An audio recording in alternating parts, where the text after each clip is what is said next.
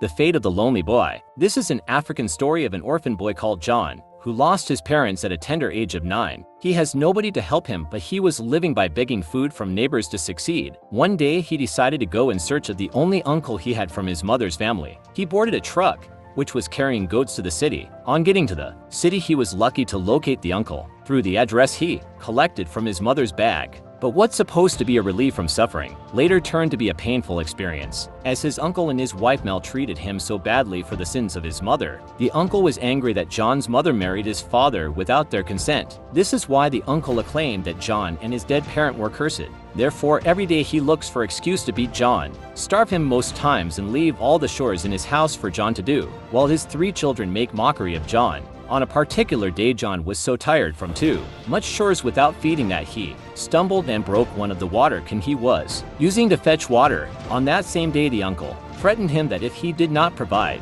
a new can, he will beat him mercilessly. On hearing this, John took to his heel and ran to a pastor and his wife, who has no child, in another part of the town. The pastor reached out to John's uncle, but the man told him boldly to his face, if he wants to keep the boy, he is free, because as for him, he has no interest in having John, his nephew, in his house again. On hearing this, the pastor adopted John as his son and enrolled him into a school, where John schooled and became the best student of the school. After his WEC examination, he scored A1 in all his papers. Therefore, he was given an opportunity by the school to seek for a scholarship examination that will enroll people into a tertiary institution in London. When the results were out, it happened that John was the overall best and was given a scholarship to school in London. On the day he was about to board a flight to London, the pastor and his wife, during their morning devotion, advised and prayed earnestly for John before preparing and going with him to the airport. At the airport, John was so charming, well-dressed, and at the same time he was basking in mixed feelings of happiness and sadness. How can he leave his foster parent,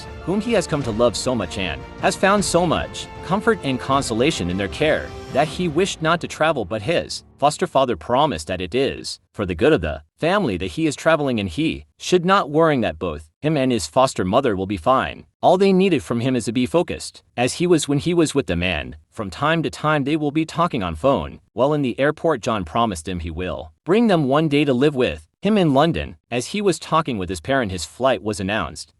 Watch out for part 2.